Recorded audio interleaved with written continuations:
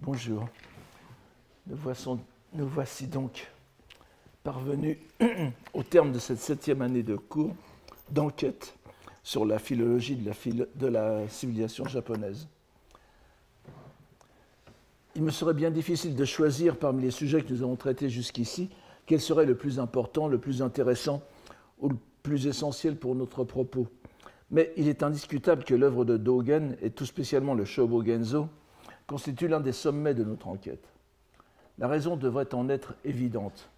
On trouverait en effet difficilement dans la littérature japonaise, religieuse ou non, voire dans la littérature religieuse en général, une œuvre où ce soit la langue elle-même qui soit à la fois la matière et le moyen d'une véritable pratique méditative.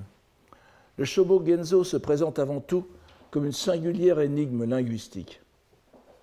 Il est en lui-même un cas de méditation, un koan, ou un kosoku, ou honsoku, pour reprendre le vocabulaire que l'on trouve dans l'œuvre de Dogen. La diversité des traductions qui en ont été tentées dans les langues occidentales montre à quel point le sens nous en échappe encore. Non pas le sens littéral, ni les allusions innombrables, ni les citations textuelles qui y fourmillent. Le travail de plusieurs générations de chercheurs industrieux nous a livré et nous livre encore, et à l'avenir aussi assurément nous livrera, de précieuses indications qui ne peuvent qu'affiner notre compréhension de sa démarche textuelle. Mais l'énigme demeure. Une énigme si grande que l'un des meilleurs spécialistes japonais du bouddhisme chinois, je vous l'ai déjà dit, a pu dire un jour que Dogen prononçait ses sermons en état d'ébriété. C'était bien sûr une boutade, mais une boutade qui reflète bien la perplexité de ceux qui se plongent dans la lecture du Shobogenzo. Cette perplexité a été aussi la nôtre au fil des années. Mais une chose semble à présent assurée au terme de ce cours, c'est que si nous espérons pouvoir suivre la démarche de Dogen, il est indispensable de le suivre dans le va-et-vient qu'il a lui-même effectué entre les deux langues, chinoise et japonaise, tout au long de sa vie. Il ne s'agit pas, nous pensons l'avoir montré, d'une simple convenance littéraire liée au genre d'écrit qu'il rédigeait, mais du déroulement même de sa pensée religieuse, qui est à la fois méditation et réflexion, fondée sur le processus interne de la langue, ou plutôt des langues concernées. Il est particulièrement éloquent que les deux grands recueils que nous a laissés Dogen, les œuvres qui semblent représenter l'essentiel de sa pensée et de sa pratique, soient rédigés en deux langues ou styles différents, et que la dernière, l'ultime trace de sa pensée, soit en chinois, alors que ce qui a été considéré comme son chef-d'œuvre était en japonais. Il s'agit bien sûr du Eihei Koroku et du Shobogenzo. Nous avons d'ailleurs vu que sous l'appellation commode de chinois et de japonais se cachent en réalité des états langagiers bien plus complexes que ces noms nous donnent à penser. C'est même là que se joue tout ce qui fait l'originalité de Dogen, une originalité qui le situe à part de tous ses successeurs, et bien sûr de ses prédécesseurs. Ce n'est donc pas sans arguments que nous avons choisi de placer Dogen dans notre enquête sur la philologie de la civilisation japonaise, et en lui accordant une place privilégiée. Mais il nous a semblé tout aussi important de partir de plus haut, de plus tôt qu'on ne le fait d'ordinaire pour tenter de reconstituer le chemin herméneutique, car c'est bien de ce terme que je voudrais résumer son entreprise, le chemin herméneutique parcouru par Dogen. Et tout d'abord en rappelant ses origines intellectuelles. Pour ce qui est de ses origines sociales, il y a fort peu de choses à en dire. Comme tous ceux que nous avons vus au long de ces années, qu'ils soient hommes ou femmes, Dogen appartenait à la noblesse de l'ancienne capitale de Kyoto, de Heian-kyo, au clan des Minamoto plus précisément. Son père putatif n'était nul autre que Minamoto no Michichika, sans que l'on sache exactement les problèmes qui ont entouré sa naissance.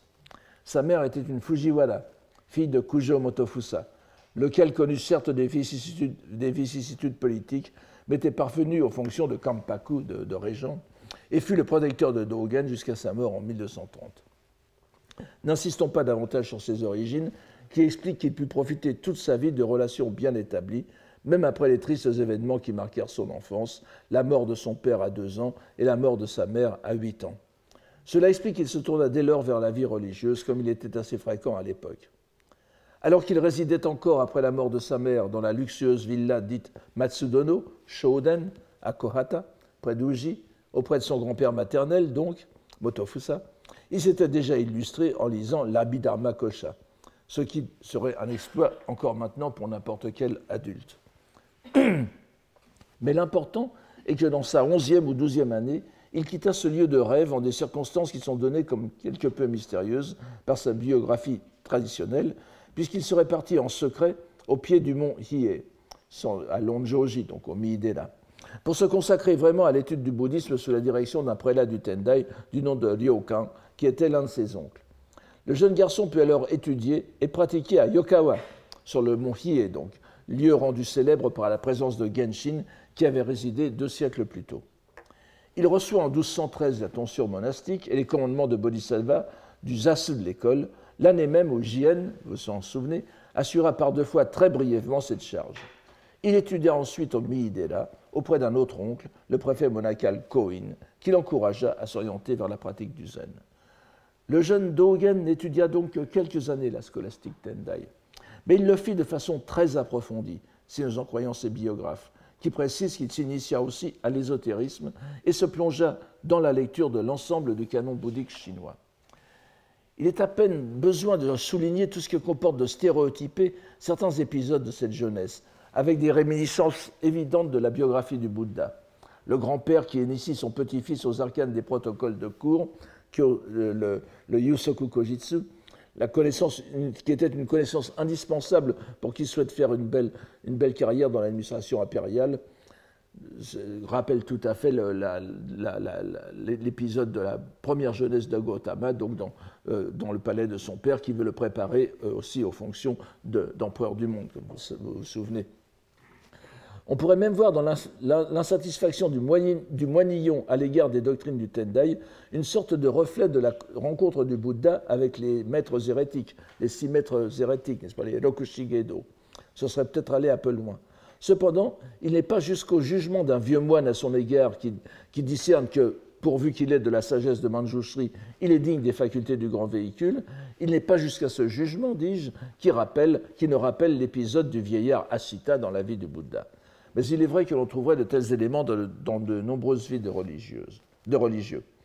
Quoi qu'il en puisse être du jugement des biographes du Sotoshu, qui préfèrent passer rapidement sur l'épisode Tendai, le jeune Dogen ne pouvait être que profondément marqué par ses années de formation. Or, qu'impliquait le fait d'avoir été formé intellectuellement dans la dogmatique du Tendai? Contentons-nous ici d'en rappeler brièvement 3 aspects qui semblent avoir imprégné en profondeur la réflexion de Dogen et la manière dont il aborde les dogmes, les gi, qu'il examine dans ses sermons. Gi qui prennent souvent la forme de koan, bien sûr, d'énigmes. Le Tendai, le premier, donc, le Tendai a élaboré un système complet de classement hiérarchisé de l'ensemble des enseignements du Bouddha et des Bouddhas, tels qu'ils sont recueillis dans le canon bouddhique. Ce système, appelé classification critique des doctrines, Kyohan, se combine avec une division chronologique des 50 ans que dura la prédication terrestre de Shakyamuni. Le tout, repris dans l'appellation Goji Hakkyo, les 5 périodes et les 8 doctrines, je n'entre pas dans les détails, permet d'assigner à tout dogme traité par un clerc du Tendai une place précise dans les 4 doctrines fondamentales et mène à résoudre en dernière analyse toute contradiction apparente dans la lettre des sutras. Il suffit de bien le placer pour voir qu'il n'y a pas de contradiction. Période et doctrine vont dans le même sens, puisqu'elles aboutissent, dans les 2 classifications, à la révélation du Sutra du Lotus, le Hokkekyo, et de l'extinction suprême, le Nihangyo, et évidemment de la doctrine parfaite, Engyo.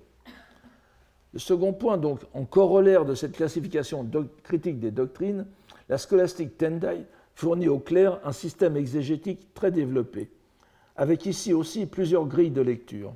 Nous en avons vu un exemple l'an dernier avec Jien, mais dont la structure fondamentale est la quadruple exégèse, que je vous résume ici, l'équivalent bouddhique extrême-oriental des 4 sens de l'écriture que nous connaissons, entre autres, dans le christianisme médiéval. Ce sont les quatre degrés, n'est-ce pas, que l'on peut appeler l'exégèse par les causes et conditions, l'exégèse par les doctrines, les classifications des doctrines, l'exégèse par la troisième Honjaku-shaku, l'exégèse par la position dans le Sutra du Lotus, dans la partie fondamentale ou dérivée des doctrines, et surtout la quatrième, c'est pour ça que je vous donne cette classification, l'exégèse par contemplation de la pensée, qui me semble un élément fondamental pour comprendre aussi ce que fait Dogen.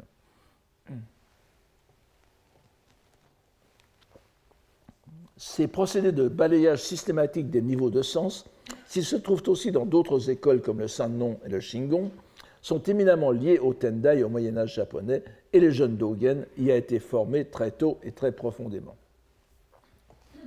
Le troisième point, un vieux dicton, je vous en ai parlé, dit que le mont Hiei, le siège de l'Enryakuji, est caractérisé par quatre choses. Il y a plusieurs ordres dans ces quatre choses. Je vous en donne trois différents ici, mais je vous les donne par ordre croissant d'intérêt pour moi. Le froid, l'humidité, la pauvreté, la disputation. Vous voyez, il n'y a aucune qui finit par disputation d'ailleurs. C'est à chaque fois. Donc, Kanshitsu Nonpin, par exemple, ou Ronshitsu Kanpin, etc. C'est assez dire la place singulière qu'occupe dans l'imagination historique japonaise l'usage scolastique de la disputation qui a connu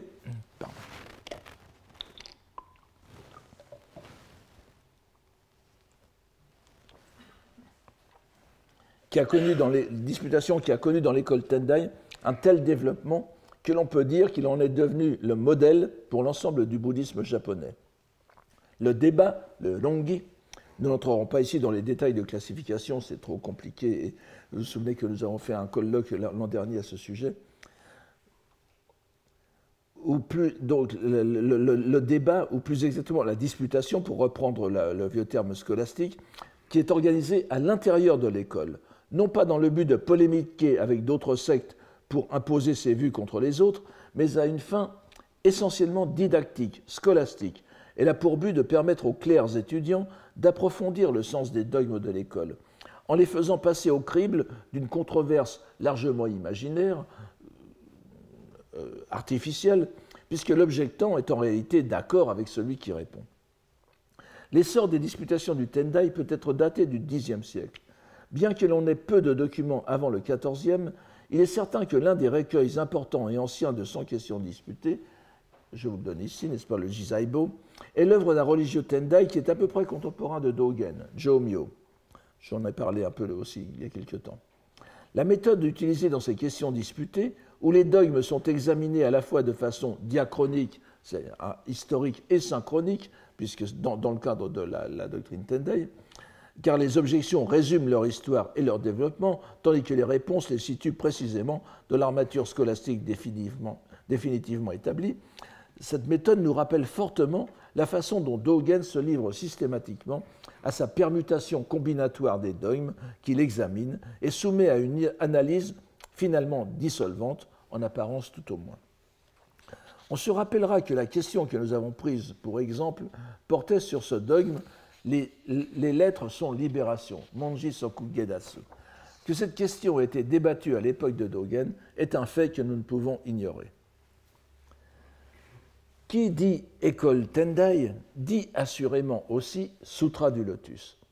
Il faut cependant rappeler que ce sutra n'est pas l'apanage exclusif du Tendai. Il est aussi fondamental dans l'école des aspects des entités, le Hossoshu, mais on peut affirmer, sans crainte d'être démenti, que c'est le Tendai qui l'a porté à la prééminence pendant l'époque Heian, prééminence dont il n'est jamais redescendu par la suite au Japon, bien au contraire renforcée par l'apparition des courants nichirénites. Nichiren étant lui-même contemporain de Dogen. Quelque réticence que l'on ait à admettre l'influence profonde et durable du Tendai sur Dogen, il ne se trouvera personne pour tenter de nier que le Sutra du Lotus, le cœur scripturaire de l'école Tendai, soit resté jusqu'au bout une référence et une source de méditation pour le maître de Zen. Il se démarque en cela profondément de ses maîtres et modèles chinois, du Chan chinois, d'une part, et se situe aussi de façon marquante dans la lignée du bouddhisme japonais, où le Sutra du Lotus est resté lu et pratiqué par les religieux du Zen jusqu'à l'époque d'Edo. L'œuvre principale de Dogen, de Shobogenzo, abonde en citations explicites et implicites du Sutra du Lotus. Les titres mêmes de plusieurs de ces sermons sont pris au sutra, à commencer par l'un des principaux, l'aspect réel des entités, le Shōhō Jissō, sur lequel nous sommes restés pendant un cours, dont nous avons vu à quel point il était structuré par les dogmes Tendai, et notamment celui des 10 incités, les Junyose, qui constituaient le point de départ de son développement. Le Shobogenzo est littéralement rythmé par les citations du Sutra du Lotus. Mais nous avons aussi vu que l'expression poétique de Dogen, elle aussi, témoigne explicitement de sa dévotion à l'égard de ce sutra. Nous en trouvons des exemples précis dans ces recueils poétiques dans les deux langues, sur lesquels nous reviendrons tout à l'heure. Le recueil japonais, le Sanshō Doé en particulier, contient une mini-série, pour prendre le vocabulaire de la télévision, une mini-série de 5 poèmes sur le lotus que pourrait reprendre sous son nom n'importe quel moine Tendai confirmé. Non seulement il confirme ces poèmes, ce qu'il faut bien appeler la dévotion de Dogen envers le sutra, comme par exemple ce poème que je vous ai cité une fois, je ne le lis pas, je me contente simplement de vous le donner.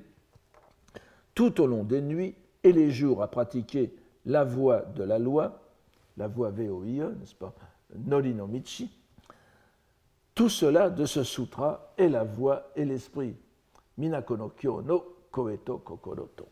C'est-à-dire le sutra du lotus, c'est consacré. Mais il débouche aussi sur des questions que Dogen traite en profondeur dans le Shobogenzo. Ainsi, le 5e poème de la mini-série, qui est celui-ci, Paysage des montagnes, écho des vallées, tous tant qu'ils sont de notre Shakyamuni la voix et la forme. Nous constatons sans peine que dans ce poème, Dogen aborde la question de la prédication de la loi par l'inanimé, Mujo Seppo, mais qu'il le fait d'un point de vue entièrement Tendai, c'est-à-dire que le poète ou l'homme de foi qui se promène dans la nature peut sans peine y retrouver l'écho de la doctrine du lotus. Telle est bien la compréhension générale de ce dogme courante chez les moines poètes japonais du Moyen-Âge, dont le plus complet représentant est bien sûr Jien. Mais nous savons aussi, à la lecture du sermon du même titre, le Mujo Seppo dans le Shobogenzo, sur lequel nous sommes restés pendant 3 cours, que le sens que donne, si l'on peut dire cela aussi simplement, que le sens que donne Dogen à ce dogme est fondamentalement différent de la lecture facile qu'en ont fait les poètes d'inspiration Tendai, ce que Dogen appelle une lecture facile. Il utilise même le sens de so, n'est-ce pas? Nous voyons ainsi la profondeur de l'enracinement du maître de Zen dans le Tendai. Mais nous constatons également, et tout aussi clairement, comment la hardiesse de sa pensée et l'élan que lui donne son balancement langagier, prenant appui sur une langue pour s'élever plus haut dans l'autre, et ainsi de suite, nous empêchent de le décrire de façon simpliste comme un crypto-Tendai. Que l'influence du lotus ne se limite pas aux poèmes japonais de Dogen, qui sont, rappelons-le, des shakkyoka, n'est-ce pas, des poèmes japonais à thème bouddhique. Nous l'avons vu, que cette influence ne se limite pas au waka, donc au shakkyoka, nous l'avons vu à la lecture de ces poèmes chinois, notamment avec ces 2 poèmes, l'un portant sur une énigme, considéré ici comme une énigme, un koan, n'est-ce pas, les 3 mondes comme uniquement pensés, Sangai Yuishin, et dont je vous donne ici la transcription en lettres latines et la version chinoise, et je vous la lis en français. Bien que monts et fleuves aient pour limite les nuages, c'est en vain qu'insensés on compterait de toute la terre les grains de sable. N'attendez rien des 3 rangs de chute à la porte du dragon. Je vous renvoie au cours où nous avons traité de tout cela, n'est-ce pas? Et fiez-vous à la fleur unique du monde des aigles, c'est ça qui est important, n'est-ce pas? Kano jure no ishi no hana ni makase. Évidemment, c'est le sutra du lotus, le monde des aigles. Jure no hana, c'est la washi. Washi no mine no hana, c'est le sutra du lotus. Et c'est autre aussi qui fait partie d'une série de poèmes sur le retrait du monde, et Sengo, n'est-ce pas, ou Sankyo, la demeure dans les montagnes. Combien me suis-je réjoui de la solitude en ma demeure de montagne. Grâce à elle, je lis sans trêve le sutra du lotus. Tsuneni Hokekyo Yomo. Grâce à elle, je lis sans trêve le sutra du lotus, d'un zèle assidu, sous les arbres. Qu'en est-il alors d'amour ou de haine? J'envie la voix de la pluie nocturne au profond de l'automne. Là aussi, c'est un poème que nous avons vu. Et nous avons remarqué qu'il s'agissait aussi non seulement d'une allusion au sutra du lotus, explicite dans ce passage, mais aussi à la méditation assise, le zazen, la grande pratique prônée par Dogen, terme qui est utilisé dans le sutra du lotus, dans le passage auquel il est fait allusion dans ce poème. Un dernier mot simplement à propos du lotus. Nous le savons bien, l'enseignement fondamental de ce sutra porte sur l'aspect réel des entités. Le sutra du lotus, c'est pas le Shōhō Jissō, auquel Dogen consacre tout un sermon et auquel il se réfère souvent de façon directe ou indirecte. Mais il s'y réfère beaucoup plus profondément si nous admettons avec nombre de commentateurs, et comme nous y invite Dogen lui-même dans le contexte de ses sermons, que deux termes fondamentaux de son enseignement, que je vous donne ici après Shōhō Jissō, la face originelle, Honrai no Memmoku, et l'énigme de la présence réalisée, ce que je traduis par l'énigme de la présence réalisée, Genjo Koan. Je vous proposerai tout à l'heure aussi une autre traduction. Donc ce Genjo Koan, ces deux, Honrai no Memmoku et Genjo Koan, peuvent être tenus tous les deux pour synonymes de l'aspect réel des entités Shōhō Jissō. Si nous admettons cette équivalence, c'est à l'évidence l'ensemble de la pensée bouddhique de Dogen qui découle de ce dogme central du Sutra du Lotus. C'est donc ainsi armé de la scolastique Tendai tout d'abord, puis de la pratique du Zen, qu'il se mit d'abord sur les conseils de son oncle à l'école de Hensai au Kenninji, nous avons vu cela, pendant quelques années, avant de se lancer dans l'étape décisive de sa carrière de religieux bouddhiste, à savoir le voyage à la Chine, comme on disait au XVIIIe siècle. Comme on le sait, ce voyage réellement initiatique est l'étape majeure de la vie de religieux qui ont marqué profondément l'histoire du bouddhisme japonais. Saicho, Kukai, Dogen sont les trois noms qui viennent immédiatement à l'esprit parmi les fondateurs. On peut aussi penser aux grands docteurs Tendai du IXe siècle, Ennin et Enshin. Sans nul doute, ce voyage peut être dit initiatique au sens le plus littéral, dans la mesure où ceux qui en reviennent ont acquis par cette épreuve périlleuse une légitimité qui les met très au-dessus de leurs confrères plus sédentaires. Ils reviennent initiés. Mais le voyage à la Chine de Dogen se distingue même de celui de son prédécesseur immédiat, Eisai, celui dans l'école duquel il avait étudié au Kenninji. Eisai, donc 1141-1215, qui s'était pourtant rendu par deux fois en Chine, en 1168 d'abord pour 5 mois, à l'âge de 28 ans, et une seconde fois de 1187 à 1191, à l'âge de 47 ans, pour une période de 5 ans à peu près. Il s'en distingue par deux points essentiels, Dogen se distingue de ses prédécesseurs par deux points essentiels qui le mettent à part de tous ceux qui l'avaient précédé.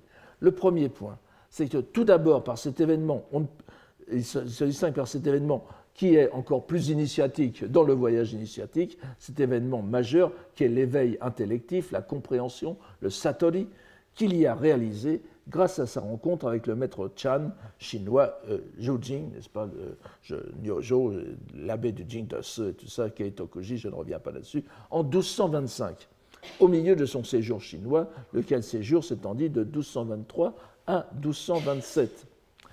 Alors que tous ses prédécesseurs ont certes rapporté de la Chine des initiations formelles, des enseignements novateurs, des livres, bien sûr, des images et des rites inouïs, seul Dogen revient éveillé, si l'on prend Satori en ce sens. Nous avons vu que dans son esprit, comme celui de ses disciples, c'est bel et bien comme successeur de son maître chinois Zhu Jing, Nyojo donc, comme 51e patriarche de l'école Soto, qu'il va revenir au Japon. Le premier au Japon, certes, mais le 51e dans la lignée. Par ce fait remarquable, nous voyons illustrer concrètement cette idée majeure du bouddhisme japonais, à savoir qu'il arrive une époque où l'histoire du bouddhisme chinois se poursuit plus légitimement dans l'archipel japonais que sur le continent. On peut retrouver cette idée dans l'école Tendai comme dans le Shingon, mais dans le Sotoshu, elle repose sur cet événement spirituel majeur qu'est le Satori de Dogen. Mais l'autre aspect du voyage de Dogen, tout aussi unique, est d'ordre linguistique. Il suffit de comparer les textes chinois d'Eisai à ceux de Dogen pour s'en rendre compte. Eisai n'a pas beaucoup écrit par comparaison avec Dogen, mais il a écrit en chinois classique, en Kambun. Alors que tous les prédécesseurs de Dogen, tous les noms que nous avons mentionnés plus haut, se sont inscrits dans une unique tradition lettrée de culture de la langue chinoise classique. Nous avons peut-être un poème de Saicho en japonais, vous le connaissez bien, n'est-ce pas? Nous avons tout, mais tout le reste est en chinois. Les moines japonais qui se sont rendus en Chine ne parlaient probablement pas le chinois vulgaire. On en est sûr pour Saicho, qui se fit accompagner de son disciple Gishin pour cette raison, parce que Gishin connaissait la langue chinoise parlée. La question est plus délicate pour Kukai. Connaissait-il ou non le chinois parlé? En tout cas, il en avait une connaissance phonétique, semble-t-il. Mais on constate que le chinois parlé ne joue aucun rôle dans les textes de Kukai, qui sont pourtant exclusivement rédigés en chinois classique, comme ceux de Saicho. Il en va de même pour Ennin et Enshin, encore que les deux grands disciples donc, de Saicho et Gishin du IXe siècle, encore que le premier ait certainement dû acquérir, Ennin, n'est-ce pas, une connaissance pratique de la langue parlée en 9 ans de séjour. Il est resté 9 ans en Chine, de 838 à 847, et que ce soit moins sûr pour le second, Enshin, qui n'est resté que 5 ans, de 853 à 858. Dogen, lui, a indéniablement acquis une connaissance opérationnelle de la langue chinoise parlée, voire l'avait peut-être apprise dès avant son départ. Cela est déjà méritant.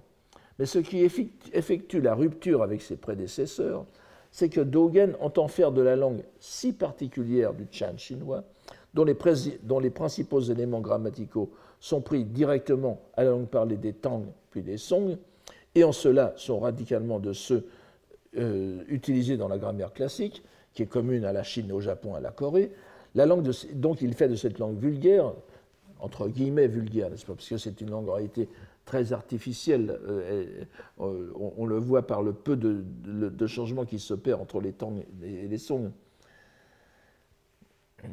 Mais il va en faire la langue de ses écrits propres, voire la langue de ses sermons.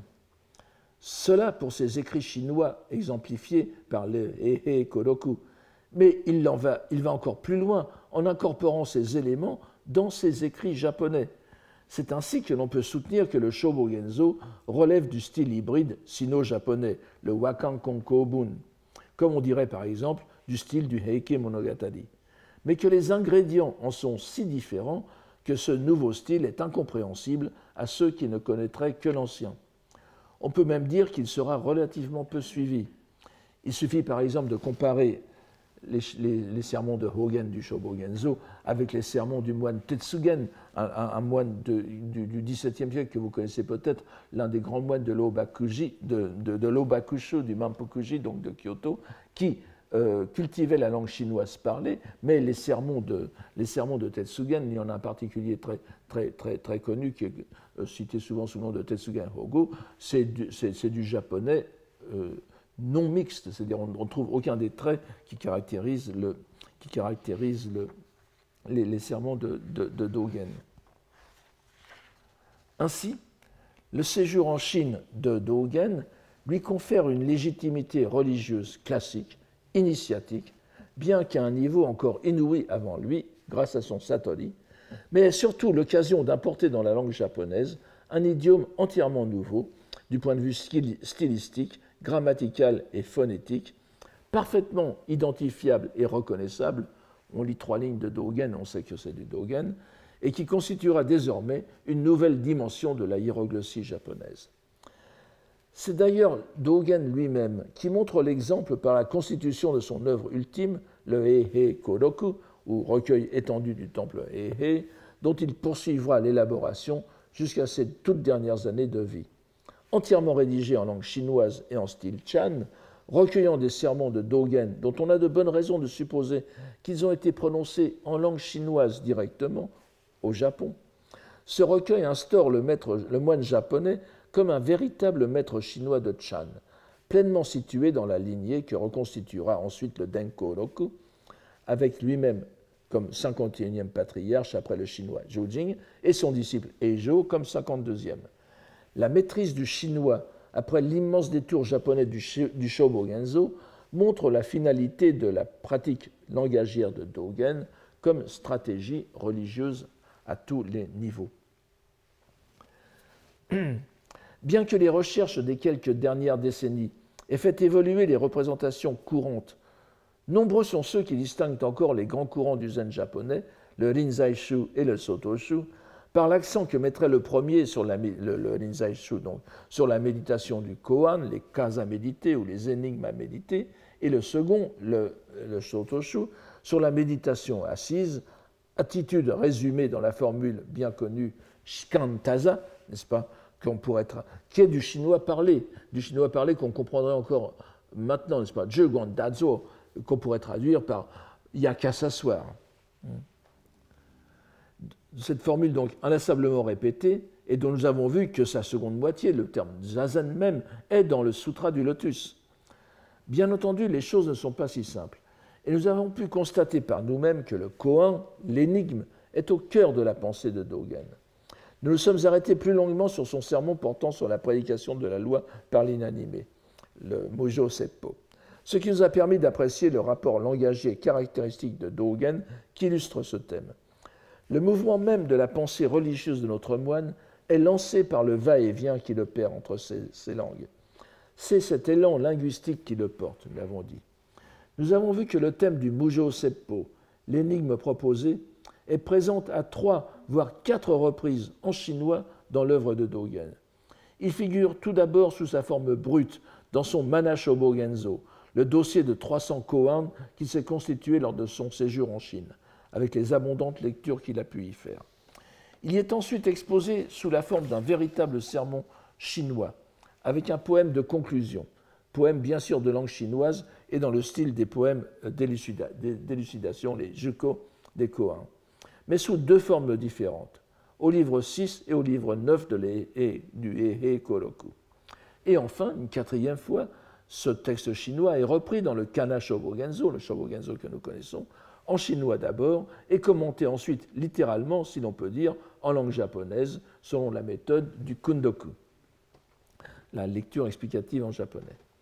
Les 2 œuvres majeures de Dogen sont ainsi des élucidations de koan, élucidations qui sont certes préludes, ou peut-être même davantage encore accompagnement, à la pratique de la méditation assise, mais qui en constituent en même temps le cadre conceptuel et surtout linguistique.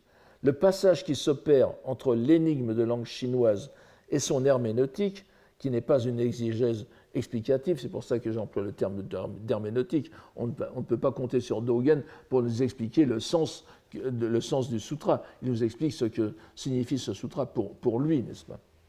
Et pour lui en tant que méditant. Nous reviendrons d'ailleurs, si j'ai le temps, à ce propos. Donc c'est une herméneutique japonaise. Ce passage à cette herméneutique japonaise est tout aussi fondamental pour le pratiquant que la méditation assise elle-même. N'oublions pas enfin l'acception singulière que Dogen donne au terme de koan et qui semble lui être propre. Nous l'avons vu dans le terme Genjo Koan qui est ici. Nous pourrions en ce sens le traduire avec raison par énigme, voire par mystère.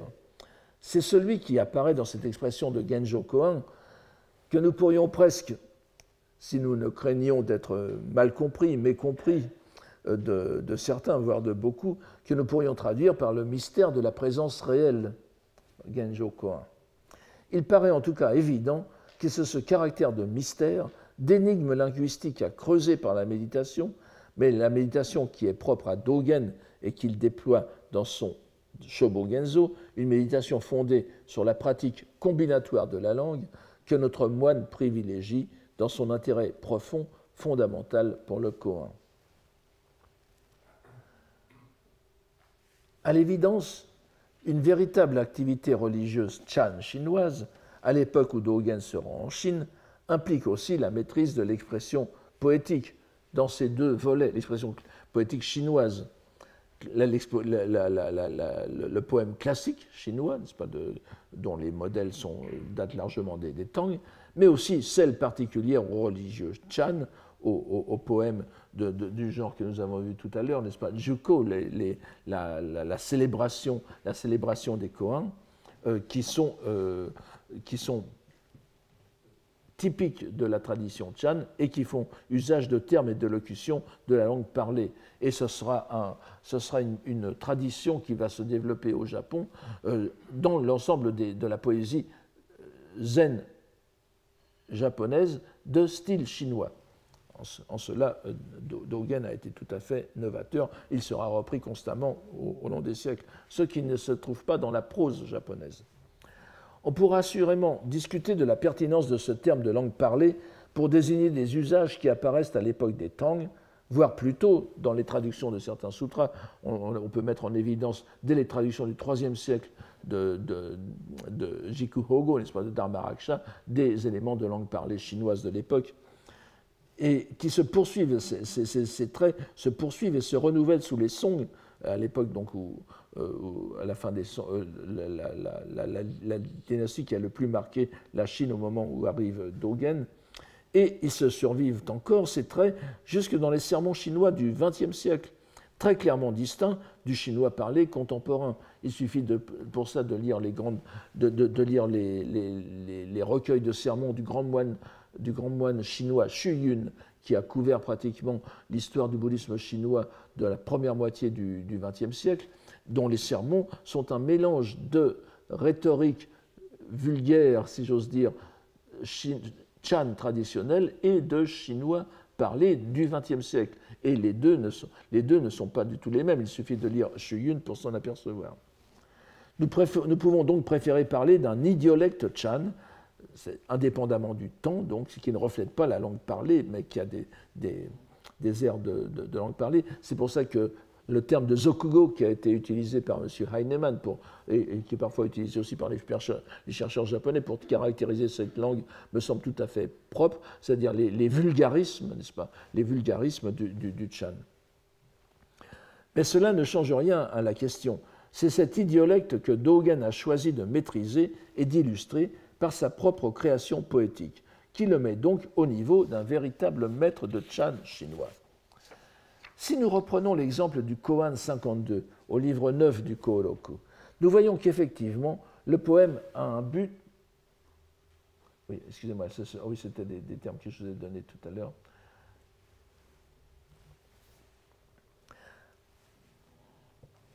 Nous voyons qu'effectivement, le poème a un but qui n'est pas que littéraire. Il se présente. Je reviens quand même, je vous donne ici, n'est-ce pas, en troisième, le Shikantaza, n'est-ce pas, le fameux Yakasaswar de Dogen, qui est vraiment du chinois parlé, et qui est incompréhensible en tant que tel pour un japonais qui a une bonne connaissance du chinois classique. Ça ne veut rien dire à partir du chinois classique, du Kambun. On ne peut le comprendre que par le chinois parlé, et c'est une phrase qui pourrait encore se comprendre parfaitement dans le chinois parlé actuel.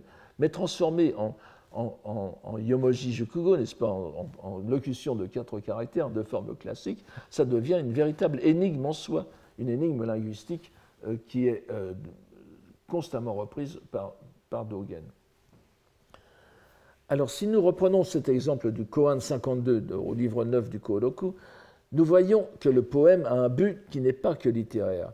Il se présente comme une solution, certes énigmatique, à l'énigme posée, l'énigme étant qui entend, qui comprend, entend, écoute la prédication de l'inanimé. Et le Coran, vous vous en souvenez, confronte deux opinions. Donc voici ce qu'en dit Dogen. La prédication de l'inanimé, c'est l'inanimé qui la comprend. Et vous voyez le dernier caractère de la première ligne, et ce, qu'on pourrait dire aussi oui, ce, est un terme de langue parlée chinoise au sens de comprendre, et pas du tout rencontrer ou bien assembler comme on pourrait le comprendre si on part du chinois bouddhique traditionnel. Donc la prédication de l'inanimé, c'est l'inanimé qui la comprend. Le printemps sur murs et murailles, sans parler des arbres et des herbes, profanes et saints, Les animés n'y ont pas part. Ce sont les monts et les fleuves, le soleil et la lune, les constellations. Ces vers sont en réponse au débat instauré par l'énigme qui consiste à savoir qui est capable de comprendre la prédication de l'inanimé.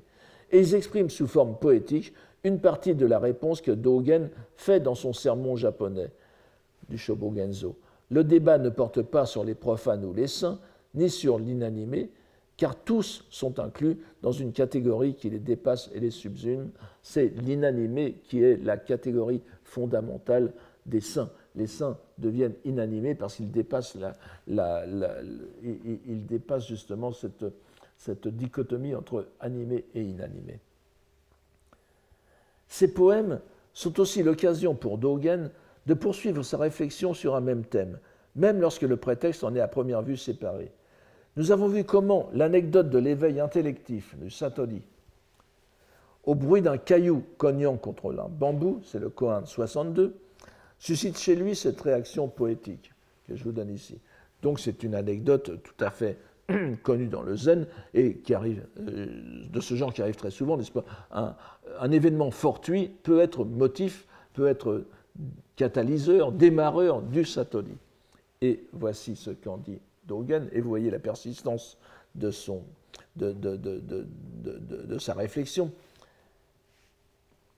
Tout le jour, d'un cœur vide, il a attendu l'arrivée du phénix. Mais voilà que le moine au village et l'unique sentier se sont faits voisins. Le dragon psalmodie, le phénix chante. Il les écoute sans marquer la mesure. Tuiles et graviers transmettent la parole à l'homme de l'arbre mort. Tuiles et graviers transmettent la parole à l'homme de l'arbre mort. Contre toute attente, donc, cet épisode qui n'est pas du tout, qui ne porte pas du tout sur l'inanimé, n'est-ce pas, ni la prédication de l'inanimé, nous ramène Dogen, qui nous ramène nous-mêmes à la question de la prédication de l'inanimé, avec, il faut reconnaître, une explication bien plus concrète, voire plus simple, que celle du poème explicitement consacré à la question. Mais j'ai déjà fait le lien entre le dernier vers, n'est-ce pas, transmettre la parole à l'homme de l'arbre mort. L'arbre mort, c'est aussi le bâton du maître de Zen, le bâton dont Dogen dit dans son sermon chinois du Heihei Koroku portant sur la prédication de l'inanimé, que c'est ce bâton qui comprend le mieux la question, n'est-ce pas, Naozalini, sans effort. On voit donc cette ligne qui reparaît de temps en temps, souvent même chez Dogen, et sa préoccupation très profonde pour cette question de l'inanimé. Mais il faut aussi savoir parfois retrouver la langue japonaise derrière les termes pourtant bien chinois qu'utilise notre moine, avec aussi des réminiscences que l'on peut sans doute identifier, comme dans ce poème que nous avons vu aussi, n'est-ce pas ? À propos du Koan Zen, n'est-ce pas ? Si on coupe un verre en deux, il y a deux têtes, puisque je n'insiste pas sur l'anatomie des vers de terre, mais quelle tête, quelle extrémité possède la nature du Bouddha, puisque le ver de terre a aussi la nature de Bouddha. Coupé en deux, il continue à bouger, il est encore vivant. Il y a donc la nature de Bouddha, mais de quel côté est-elle ? Voici le poème chinois suscité chez Dogen par cette énigme. À vouloir discuter de la nature de Bouddha, les deux têtes gigotent. Quand vent et feu se dispersent, c'est tout le corps qui frissonne. Naissance et mort n'ont jamais eu de sujet déterminé. N'allez pas à la légère disserter de ces mots. Les deux têtes de vers de terre qui gigotent en disputant de la nature de Bouddha, Ronzu, n'est-ce pas, Busho Ronzu, enfin ici c'est Ronzen Tosuleba ou Ronzen Tohoseba. Évidemment, comment ne pas voir dans cette caricature une légère satire, pas forcément méchante, de ce qui caractérisait l'école Tendai d'où était sorti Dogen et dont je vous ai parlé tout à l'heure, c'est-à-dire les rongi, les disputations. Et nous rappellerons ici que le dernier mot du poème, on l'a vu il y a quelque temps, qu'on peut lire Gentan ou Gondan ou Gontan, n'est-ce pas, qui est un terme chinois tout à fait compréhensible, qui veut dire le début de la parole, l'extrémité du mot, le edge of word, n'est-ce pas, est une allusion fort reconnaissable et directement lisible en japonais sous la forme kotoba, la parole, terme que nous retrouvons comme fondamental dans sa poésie japonaise. Il est évident qu'il y a ici un... vous voyez que derrière ce poème très chinois, il y a au moins deux allusions au milieu japonais de Dogen, la satire des disputations et du Tendai et le rappel de kotoba à la fin. Alors que par ses écrits chinois, Dogen se situe sans ambiguïté dans la tradition des maîtres de Chan chinois, et même par-delà les maîtres chinois, les maîtres indiens, il est malgré tout éminemment significatif que l'on ait gardé de lui un recueil fort mince, il est vrai, au regard de ses poèmes chinois et au regard d'autres moines poètes japonais, un recueil de waka, une soixantaine, de 60 waka, qui se classe manifestement dans la catégorie des poèmes japonais à thème bouddhique, c'est-à-dire les shakkyoka. Il n'y a pas à discuter là-dessus, c'est évident, puisque c'est sur des thèmes bouddhiques qui sont bien spécifiés, n'est-ce pas? Et puis en plus, s'il était nécessaire d'avoir une preuve, c'est l'un des recueils qui ont été inclus dans la somme qui s'appelle en japonais Shakkyokae Shusei, n'est-ce pas, qui avait été composé en 1934 et qui a été réédité plus tard en 1978, qui a vraiment lancé l'intérêt au Japon pour les shakkyoka en tant que tel, et le Sanshō Doe figure bien dans cette encyclopédie de la poésie bouddhique japonaise. Nous avons vu que ces 60 poèmes contiennent des mini-séries thématiques, le Sutra du Lotus, la vie érémitique, les maximes du Zen. Si les synchronismes, les coïncidences temporelles n'ont qu'une portée symbolique, ils sont malgré tout intéressants à évoquer. Et l'on ne peut manquer l'occasion de souligner cette belle coïncidence. C'est en 1225, l'année où Dogen réalisait en Chine le Satori, alors que son maître prononçait la formule célèbre Shinjin Datsudaku, que disparaît le grand moine Tendai Jien, dont l'un des achèvements durables pour la littérature japonaise fut d'une part l'établissement définitif de la poésie japonaise à thème bouddhique comme genre littéraire, car n'oublions pas que Jien est l'un des poètes les mieux représentés dans le Shinkokin Wakashu, donc la dernière des grandes anthologies poétiques qu'on peut mettre dans l'époque de Heian, bien qu'il soit du début du XIIIe siècle, mais c'est la dernière vague de Heian, et il clôt la série qu'on appelle les Hachidaishu, les 8 grands recueils, les 8 grandes anthologies impériales qui vont du Shinkokinshu, du Kokinshu de 905 au Shinkokinshu des environs de 1210. Enfin, l'histoire est assez compliquée, évidemment, à cause de l'épisode de Gotoba no In.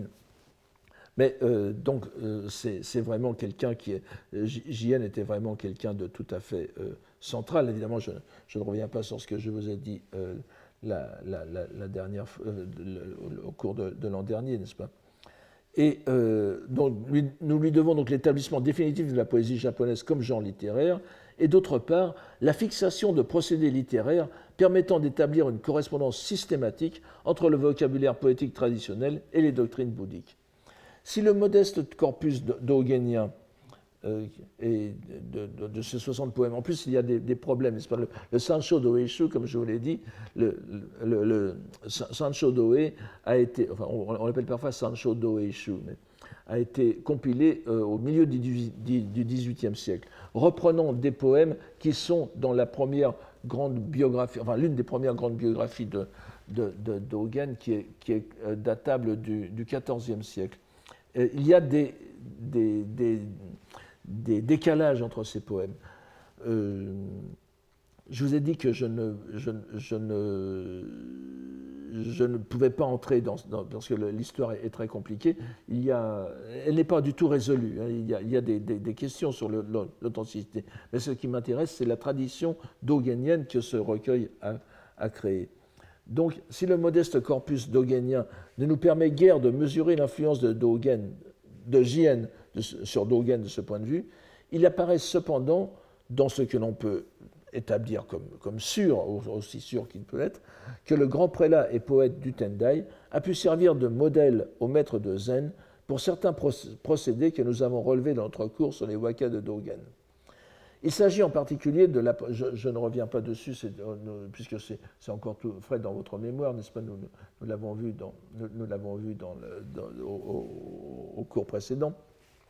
Il s'agit en particulier de la présentation de poèmes bouddhiques par couple, tsui, n'est-ce pas, ainsi que nous l'avons vu pour les 4 poèmes à thème imposé, les 4 premiers poèmes, en dehors du poème de lancement, de démarrage du recueil, vous avez tout de suite deux suites de 2 poèmes qui sont des poèmes à thème imposé par un personnage illustre qui n'était rien d'autre que le 4e shogun de Kamakura, n'est-ce pas, le 5e shogun, enfin bon, ça n'a pas beaucoup d'importance, mais donc ces thèmes imposés, c'était d'une part Kyoge Betsuden et Furyu Moji, c'est-à-dire il y a une transmission à part de l'enseignement scripturaire, et Furyu Moji, on n'établit pas d'écriture, et l'autre couple, c'était Shobo Genzo, le réceptacle oculaire de la loi correcte, et Neham Myoshin, la pensée subtile, la pensée sublime du nirvana. Donc 2 couples dans lesquels les poèmes se répondent 2 à 2. Nous avons vu comment le transfert de poème à poème avait été très subtilement opéré par Dogen, qui complétait le premier poème par le premier poème par le second. Et ce procédé est caractéristique de Dogen. Nous l'avons vu notamment dans le Naniwa Hyakushu. Vous vous souvenez que c'est une centurie de poèmes consacrés au Shiten-no-ji d'Osaka, et où chaque qui se présentait comme 50 couples de poèmes. Le premier poème parlant de la vérité Zoktai, n'est-ce pas, de la vérité vulgaire. Le second poème de la vérité sublime, la vérité ultime, Shintai. Et nous avons vu encore tout récemment, ceux d'entre vous qui ont assisté aux conférences du professeur Ishikawa Hajime, qu'il a fait ici au Collège de France, a montré l'emploi plus discret de cette structure dans une autre centurie de JN, qui est le Onigongu Hyakushu, n'est-ce pas, littéralement la centurie du dégoût profond et de la quête joyeuse, c'est-à-dire du dégoût de ce monde et de la quête joyeuse du paradis d'Amida. Donc c'est ce procédé caractéristique et la liaison horizontale, transversale établie par Dogen entre les intitulés des poèmes, les intitulés chinois des poèmes, que nous retrouvons aussi chez Son En qui avait compilé les recueils de Dogen, trouve sans doute chez Jien son prototype à travers les intitulés tirés du Sutra du Lotus, qui peuvent aussi se lire souvent transversalement chez lui. Nous avons aussi souligné que les wakas de Dogen paraissent à tout lecteur japonais et même non japonais, beaucoup plus facilement compréhensibles que ces poèmes chinois, précisément parce qu'ils se plient beaucoup plus docilement aux usages traditionnels, déjà solidement implantés par Jien. Sous réserve d'une enquête plus approfondie, nous devons bien reconnaître pour l'instant que ces poèmes se situent bien davantage dans la tradition bouddhique japonaise générale, voire Tendai, car rien n'empêcherait de les considérer sous cette rubrique, même ceux qui se réfèrent explicitement au zen, et ils apparaissent beaucoup plus donc comme des poèmes Tendai que des poèmes zen.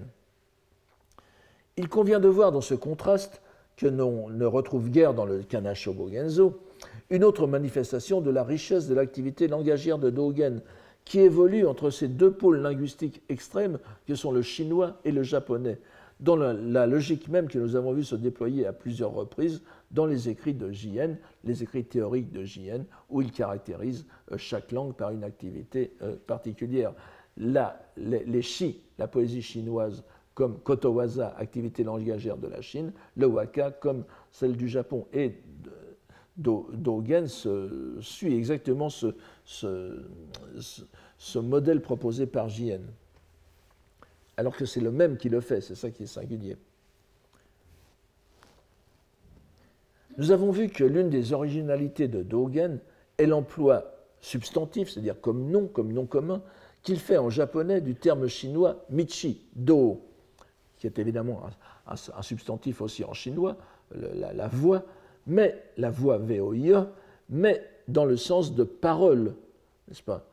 Or, c'est ce sens de parole, ou dit, un dit, est directement emprunté à la langue chinoise parlée, où ce caractère se trouve cependant essentiellement utilisé en fonction verbale, c'est-à-dire c'est le verbe dire, et non pas substantive, ce n'est pas le nom. Parole, dit, ça se trouve dans les romans chinois, par exemple, et l'héroïne dit, c'est Dao, mais c'est un verbe, c'est très rare de le voir en substantif. On relèvera que Dogen emploie fort peu le terme sino-japonais de monji, qui peut s'entendre à la fois comme lettre, écriture, mais aussi parole. Ce terme de monji se retrouve aussi bien chez Kukai que chez Jien. Chez ce dernier auteur, on trouve bien sûr kotoba, en parallèle à monji, comme support de l'acte de langage, le kotowaza, japonais par excellence. Kotoba, les feuilles des paroles, qui peut s'écrire aussi, comme nous l'avons vu tout à l'heure, koto no hashi, n'est-ce pas, gentan, c'est-à-dire l'extrémité, the edge, n'est-ce pas, l'extrémité, le bord extrême des paroles. Chez Jien, bien sûr, on trouve kotoba en parallèle à monji, donc comme support de l'acte de langage, kotowaza, n'est-ce pas, koto veut dire la langue ici, et waza, l'acte. L'acte de langage japonais par excellence, qu'est le poème. Et il est tout à fait remarquable que ce soit dans le recueil de waka de Dogen que l'on trouve à 3 reprises le terme de kotoba dans sa variante poétique usuelle que vous voyez ici, n'est-ce pas, kotonoha, c'est-à-dire qui souligne de façon beaucoup plus explicite le côté d'image de ce mot. Kotoba ne signifie pas spécialement les feuilles des paroles, mais quand on dit kotonoha, on peut vraiment le comprendre que comme feuille des paroles. La feuille apparaît bien ici.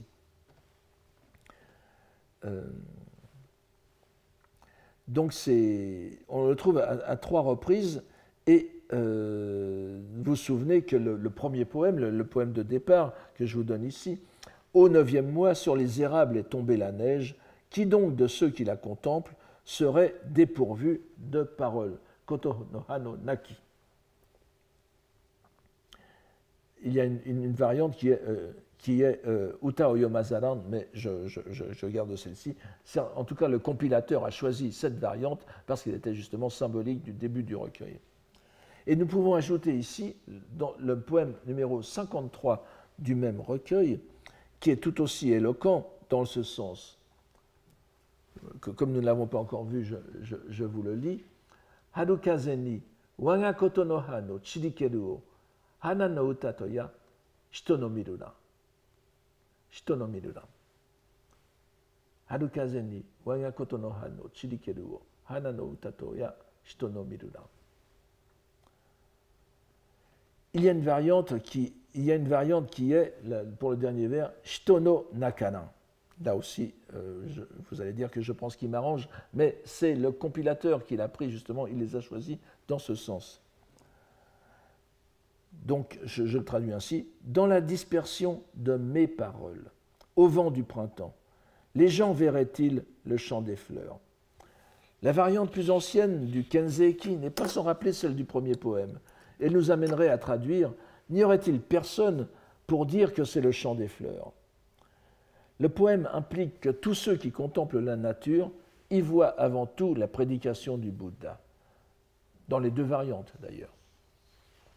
Et évidemment, le Waya Kotonoha, mes paroles, comme je vous l'ai déjà souvent dit, les Shakkyoka, les poèmes bouddhiques, se lisent à 3 dimensions, puisque lorsque ce sont des homonka, n'est-ce pas, des poèmes scripturaires, ou même lorsqu'ils parlent d'écriture, c'est d'abord le wade, lorsque le wade apparaît, le waya apparaît, c'est le Bouddha, d'abord. Ça peut être ensuite le même toujours, ça peut être aussi le poète lui-même.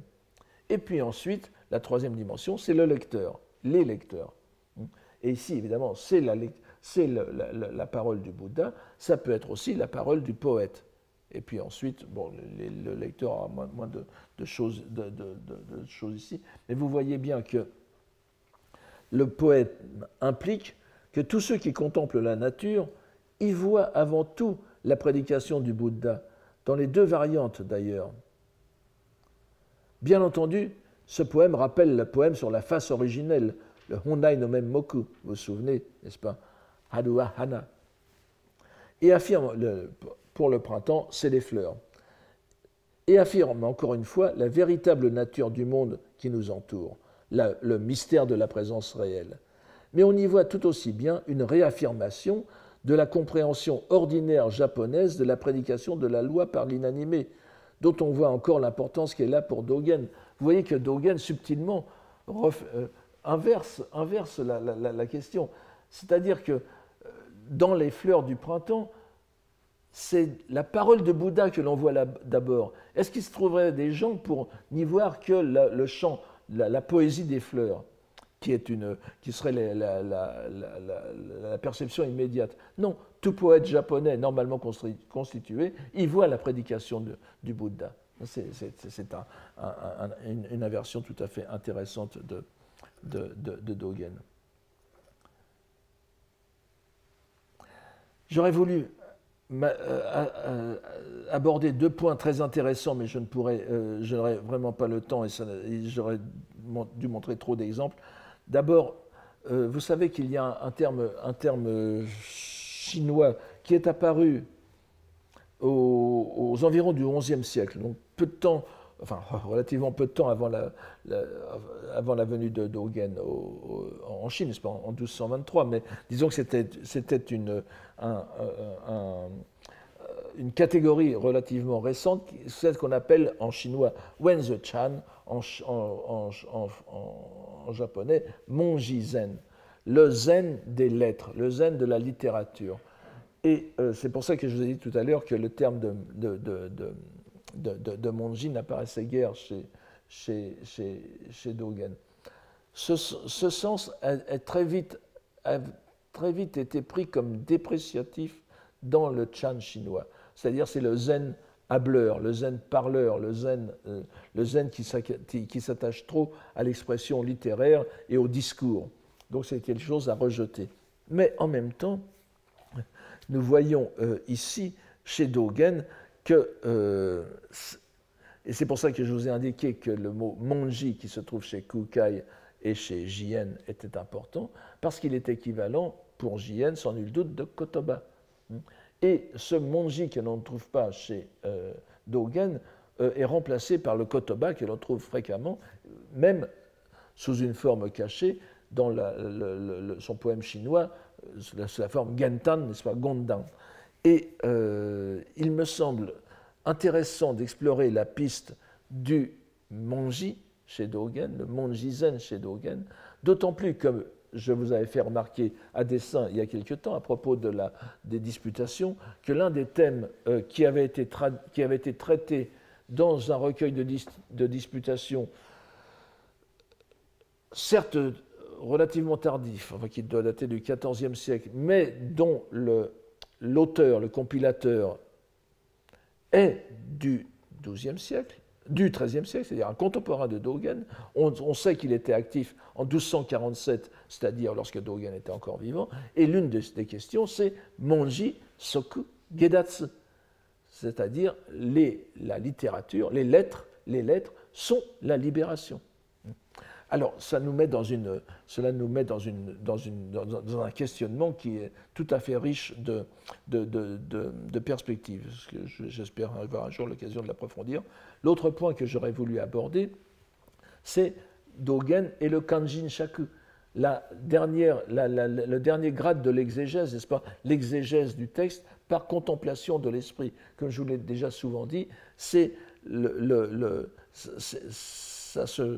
ça a été souvent concrétisé au Japon par la poésie. La poésie sur le Sutra du Lotus, c'est le poète qui examine l'effet que fait sur son esprit, sur sa pensée, sur son cœur, comme l'on veut, la lecture du Sutra du Lotus. Et les koans de la façon dont les koans, les énigmes sont traitées par Dogen dans le Shobo Genzo, dont je vous ai dit à plusieurs reprises que c'est un véritable développement combinatoire de toutes les possibilités linguistiques qu'implique le terme chinois, mais développé dans sa lecture japonaise explicite, le kundoku, la lecture explicative qui est le kundoku, cette méthode d'exégèse de Dogen pourrait, selon moi, tout à fait se classer dans le kanjin shaku, c'est-à-dire l'exégèse contemplative, l'exégèse par contemplation de sa pensée. Et là encore, ce serait une influence du Tendai qui ne serait pas à négliger. Mais nous n'avons malheureusement pas le temps d'entrer ici dans cela. Cela pourra faire l'objet de conférences ponctuelles un jour, j'espère. Et il est temps de conclure. Donc, nous arrivons donc au terme d'une trop brève enquête sur l'un des sommets de ce que j'appelle la hiéroglossie japonaise, la fertilisation de la langue japonaise par la langue chinoise, sur laquelle elle prend modèle tout en s'en démarquant. Le cas particulier et la richesse de l'œuvre de Dogen est que cette relation est triangulaire, chinois classique, chinois vulgaire, japonais. Il fait intervenir dorénavant dans la culture japonaise une troisième dimension langagère qui fait de son œuvre un terrain d'enquête idéal pour le phénomène hiéroglossique. Nous sommes encore très loin d'en avoir fait le tour. Je voudrais simplement suggérer ici un effet particulièrement intéressant de cette relation langagière. Nous avons vu que l'événement marquant du séjour initiatique, c'est une hypothèse qui pourra peut-être choquer certains au Japon, mais qui me semble quand même étayée par certains points. Nous avons vu que l'événement marquant du séjour initiatique de Dogen en Chine était l'intellection, le satori, à laquelle il était parvenu à l'audition de la phrase Shinjin Datsuraku, littéralement la chute, le laisser-choir n'est-ce pas, pas à cheveux, mais le fait de laisser tomber, le Shinjin Mi to Kokoro, le corps et l'esprit, le cœur. Qu'on ne retrouve pas telle quelle cette formule dans les écrits Chan de l'époque, malgré tout ce qui s'est dit. Nous avons vu aussi à la lecture du Denko Roku de Keizan que l'expression était pour ainsi dire lue naturellement en kundoku sous la forme mi o steru, mi o tsu, mi o steru. Or, on se souviendra de notre cours sur le Senjusho d'il y a 2 ans, n'est-ce pas, cette série d'anecdotes autour de Saigyo, un corpus qui doit dater de la fin du XIIIe siècle, postérieur à Dogen, mais qui se retrouve aussi dans le Saigyo Monogatari, qui est légèrement antérieur et qui est sans doute contemporain de Dogen. Donc,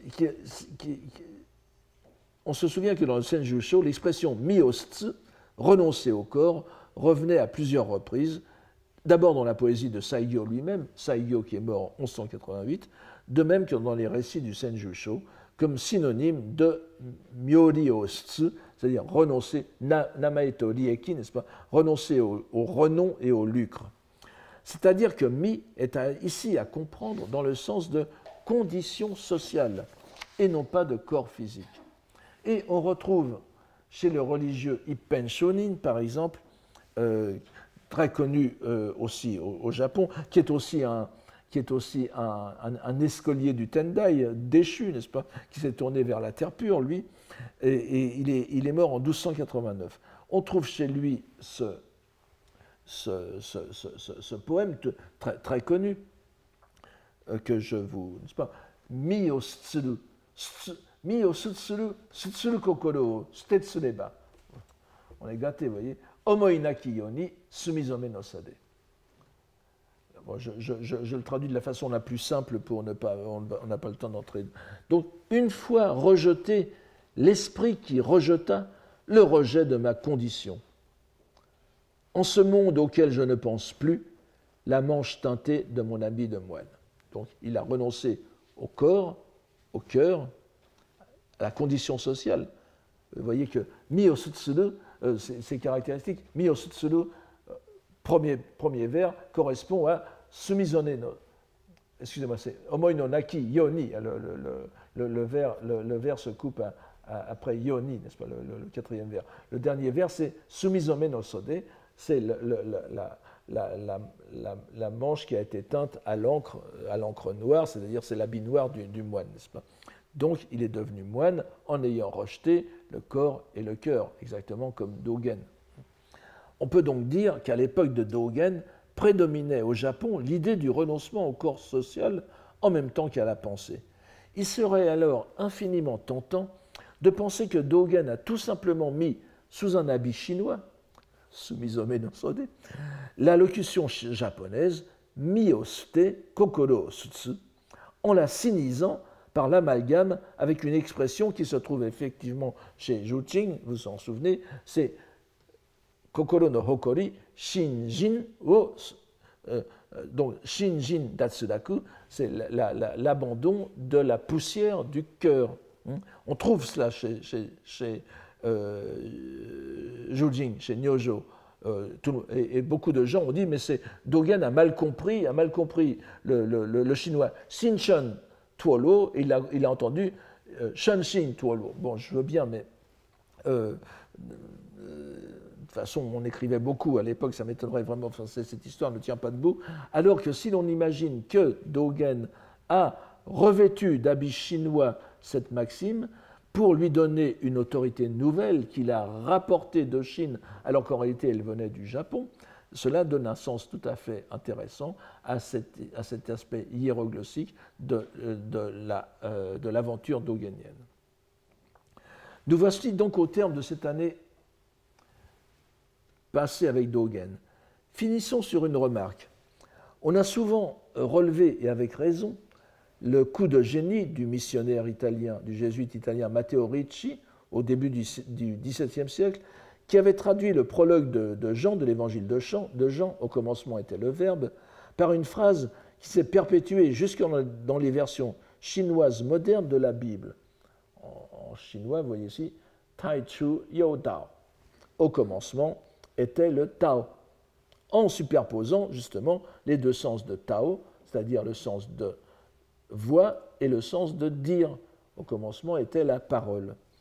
En faisant aussi, exactement comme Dogen, en transformant Tao, ici, qui est substantif dans le sens, qui est un verbe dans le sens de dire ou de parler, en substantif.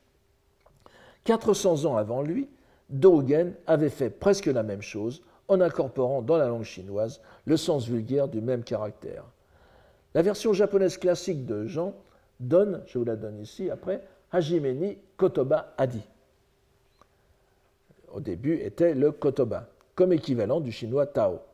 Cette rencontre des langues, par-delà les différences des religions, nous donne à penser qu'il se trouve bel et bien des convergences portées par les langues elles-mêmes, qui se concrétisent dans des situations différentes mais parallèles. La question mérite d'être étudiée plus avant et j'espère le faire.